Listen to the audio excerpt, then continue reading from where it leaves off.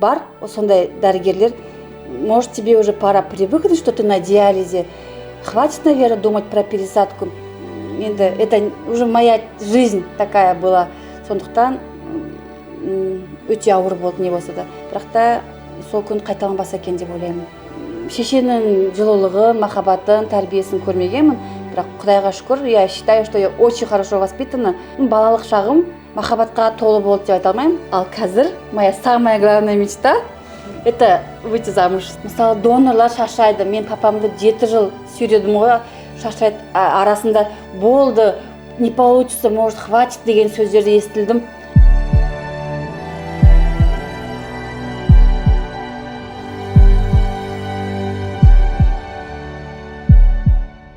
Сәлем достар. Бүгін біздің келесі подкастымызда қонақта менің құрбым Алина. Алина жақында бүйрек ауыстыру отасынан өткен болатын. Алина, давай өзің туралы енді бір таныстырып кет. Немен айналысасың? Қашан қандай ота болды? Енді білем, сенің подписчиктерің сені бұрыннан таниды. Енді осы YouTube каналда өзің туралы бір бөлісіп өтсең. Сәлем, Гүлдана. Менің есімім Алина. Менде осы 18 октябрь күні екінші пересадка болды. Бүгін как раз 18 декабрь, ровно 2 ай. Менде екінші пересадка, себебі бірінші пересадкада менде отторжение болған 4 жылдан кейін. Бірінші отам ол қайтыс болған трупный донордан. Ал қазір міне екінші пересадкам 7 жыл 6 ай дегенде туған әкем донор болып өз бүйрегін беріп, маған жаңадан өмір сыйлап отыр. Солай. Бірінші отада сенде кімнен болды? Бірінші ота менде 2014 жылы 2 февраль күні қайтыс болған кісіден мәйіттік донордан болды. Ол бүйрек сенде не себептен отказ болды? Отторжение болды? Мен 4 жыл гемодиализсіз өмір сүрдім. Ол бүйрек менде ветрянкамен ауырып қалдым. Қатты үлкен жасымда ветрянка деген өте қатты прям әсер еткен. Өзім ветрянканы мен еле перенесла. Мне тогда было 27. Солай. Ветрянка кезінде мен есімді білмей, бір ай дәрі ішпей қалғам. Сол себептен менде отторжение басталды. Яғни сенде отадан кейін иммунитет төмен, и ол төмен иммунитетке жәнегі вирустық ветрянка ауруы қосылғаннан кейін екеуі қосылып, сенде организм өте қатты әлсіреп, реанимацияда болып, дәрі ішуге де ешқандай мүмкіндік болмады. Ол кезде мен білмеймін неге екенін, бір психологически ауырдым ба, өйткені мен есімді білмей ауырдым, талып қала бердім. Жүре алмай, сөйлей алмай қалған кездерімде болды. Сол кезде туған әпкем келіп қараған мені, каталкамен сүйреп, сондай состояниеде болдым. Өте қатты ауыр перенесла. Сондықтан менде ақырындап отторжение басталып, консилиум болып, возвратно диализ деп берді ғой. 4 жыл гемодиализсіз сол қайтыс болған кісінің органымен жүрдім. Құдайға шүкір сол күндеріме де. Мен білемді, Алина, сенде сол бірінші отторжениеден кейін сен қайтадан қатты пересадка жасатқан келді. Бірақ та көптеген қиындықтар болды. Антитела бойынша. Осы туралы айта кетші, себебі көп адамдарда қазір антителамен проблема болады. Көбі жәнегі до конца бармайтын адамдарда бар. Мен білем, сен ол жағынан до конца барып, сен жәнегі өзің қалаған, қазір Құдайға шүкір міне 2 ай бүйрегің болды деп жатырсың. Құтты болсын, құттықтаймын, мәңгілік жасасын, бүйрегің жасасын деп. Бізде бүйрек ауыстырғандардың, пересадкадан өткен пациенттердің ішінде сондай сөз бар, бүйрегін жасасын деп. Бір туған күнге бардым, менің құрбымның туған күні. Ол өзі пересажный пациент біз сияқты. Сосын қалған басқа келген қонақтар енді дені сау қыздар ғой. Біз айтып жатырмыз, енді бір 2-3 почканы жүз жасасын десек, ондай да тілек болады ма деп таңғалып жатыр да. Біз өзіміз түсінеміз, бізге осындай ауыр қиындықтан өткеннен кейін біздің арамызда бүйрегін жүз жасасын деген тілек бар. Біз оған кәдімгідей әумин деп қуанып, шын жүректен қуанамыз. Енді сол бүйректі салу барысында қандай қиындықтардан өттің? Мен бірінші пересадка мен екінші пересадка ортасында 7 жыл 6 ай гемодиализде жүрдім. Менде жоғары антитела болғандықтан пересадка прям мүмкін емес ситуацияда болып көрінді. Бірақ та осы 7 жыл 6 ай бойы мен толықтай емделіп, жылына бірнеше рет больницаға жатып, неше түрлі уколдар алып, процедуралар жасап, ойбай, ішетін дәрілерін бәрін ішіп, дәрігеріне айтты, соның бәрін толықтай до конца жеткізуге тырыстым. Құдайға шүкір жеттім ғой. Бірақ та жолым оңай болмады. Неше түрлі қиындықтар болды. Бірақ та соған қарамастан, әйтеуір 7 жыл 6 ай болса да түсті. Ол жерде саған қолдау білдіріп, соның барлығына қасында болған дәрігерлер бар шығар осы нәтижеге жету үшін. Біріншіден мен өзімнің дәрігеріме, Асықпаев Мелс Нұрсейітовичқа алғысымды білдіремін. Вот сол кісі ғана мені до конца жүргізіп, бірінші отамды да сол кісі істеп берген. Вот екінші отамды да до конца бірінші күннен соңына дейін апарған сол кісі. Даже дәрігерлердің арасында бар, сондай дәрігерлер. Может, тебе уже пора привыкнуть, что ты на диализе. Хватит, наверное, думать про пересадку. Это невозможно деп айтқан дәрігерлер де болды. Бір емес талай дәрігер айтты. Бірақ Мелс Нұрсейітович, Алина, уайымдама, жасап берем, үмітіңді үзбе деп талай айтты.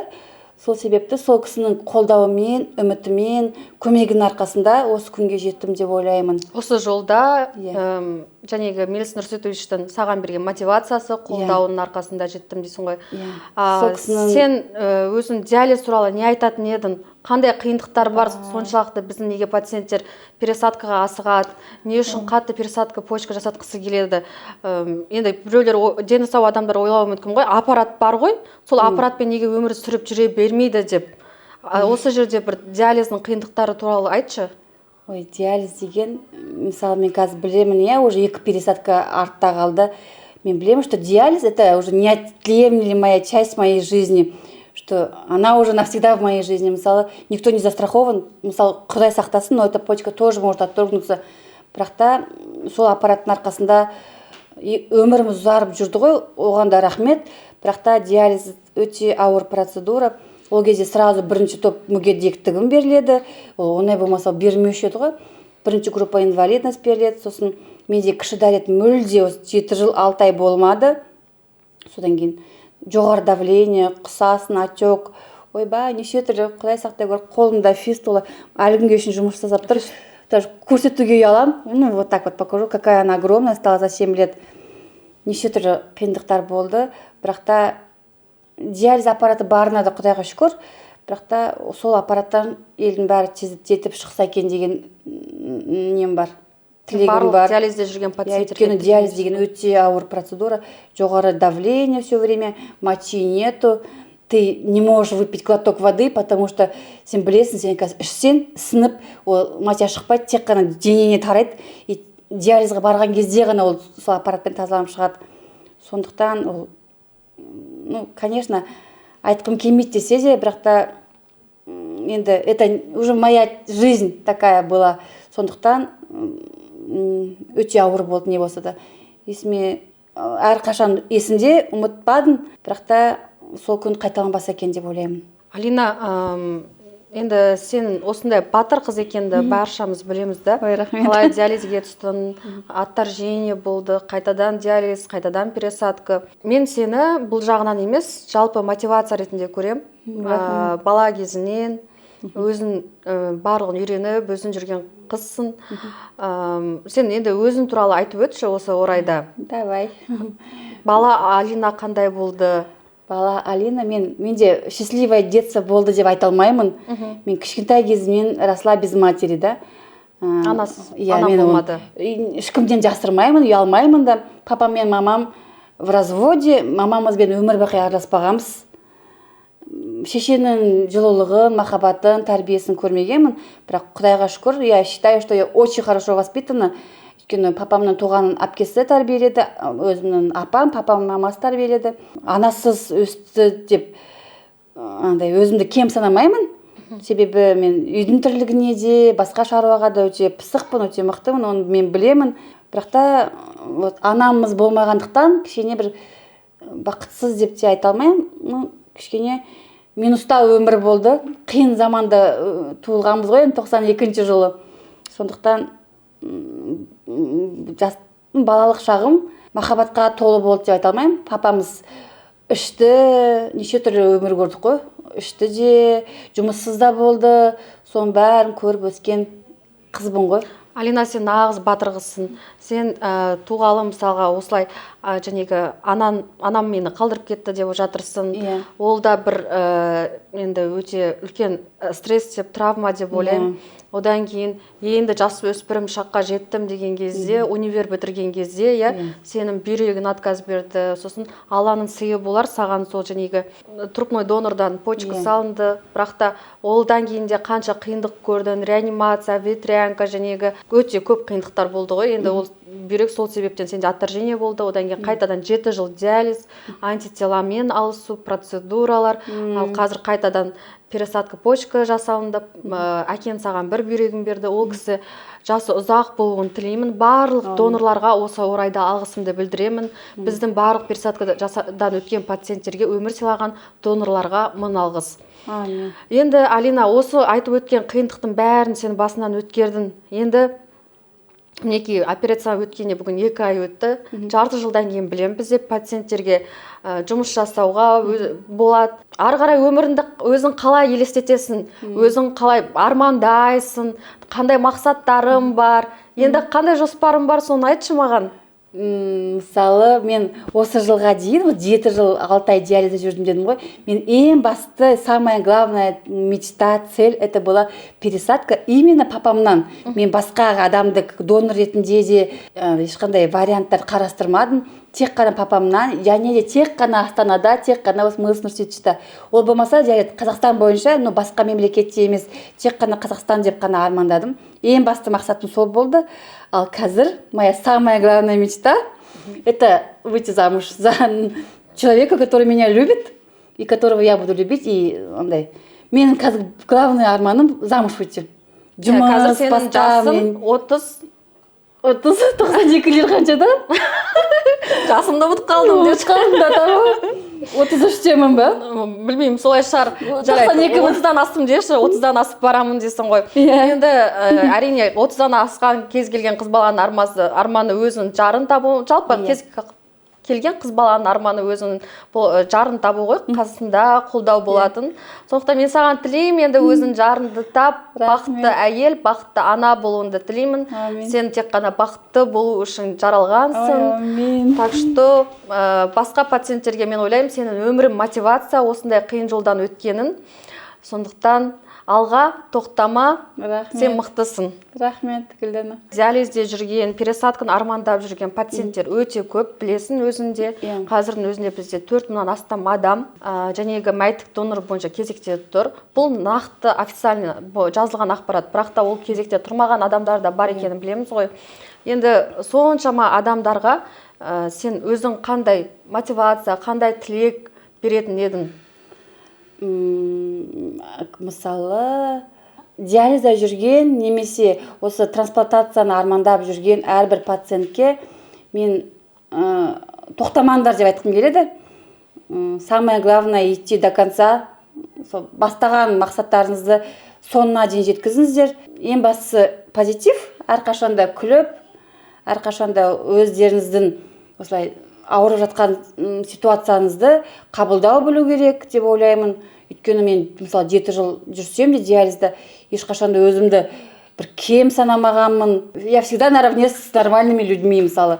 Сондықтан өздеріңізді кемсітпеңіздер, тек қана алға, дәрігерлеріңізге сеніп, әр уақытта дәрігердің сөзін тыңдап, соңына дейін жеткізсеңіздер, бәрі жақсы болады. Алға тоқтамаңыздар, армандаңыздар, бұйырса болады, дұғада болыңыздар, Алладан тілеңіздер дейсің ғой. Сен осы бір алдыға қарай талпынысының, өзінің мықтылығының, қайсарлығының арқасы шығар деп ойлаймын. Мен сені бір қайсар қыз ретінде танимын. Сондықтан барлық осында диализде жүрген пациенттерге, ота мәйіттік донор және жалпы. Мысалы, донорлар шаршайды. Мен папамды 7 жыл сүйредім ғой, шаршайды арасында болды, не получится, может, хватит деген сөздерді естідім. До конца кезде мен жатқан күннің өзінде болмай қалуы мүмкін дегенде болды. Бірақ та мен, біздің папа андай да, как его потянешь, он так и потянется. Папаны сүйреп жүрдім, мен папам ойбай, давай, жүр деп маған ешқашан айтпаған. Мен папаны өзім Алматыға да апардым, басқасына да апардым, ана дәрігерге, мына дәрігерге. И донорлар шаршайды, мен оны түсінемін. Сондықтан донор шаршады деп, сіздер де қолдарыңыз қусырып болды деп тастай салу керек емес, қажет емес. Мысалы, папамды соңына дейін сүйреп, соңына дейін больницаға апарып жатқызып, отаға кіргенін байқамай қалды ол байқұс өзі. Шын айтам, қалай кіріп қалай неткен білмей қалды. Әрине, әке өзінің қызының ары қарай жарқын өмір сүргенін қалайды. Сондықтан сенің әкеңе мың алғыс, Алина.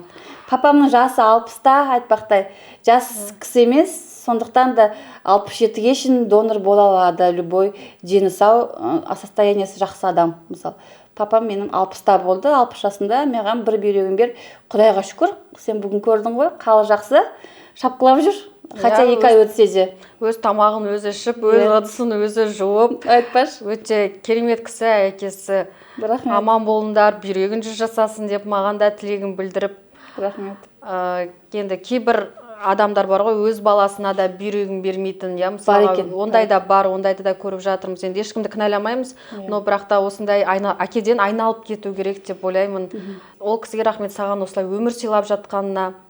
Сондықтан сіздерге де ота бұйырсын, жәнегі бүйрек трансплантациясы кім қандай жәнегі орган бойынша кезекте тұрып, баршаңызға осы отадан өтулеріңізді тілейміз.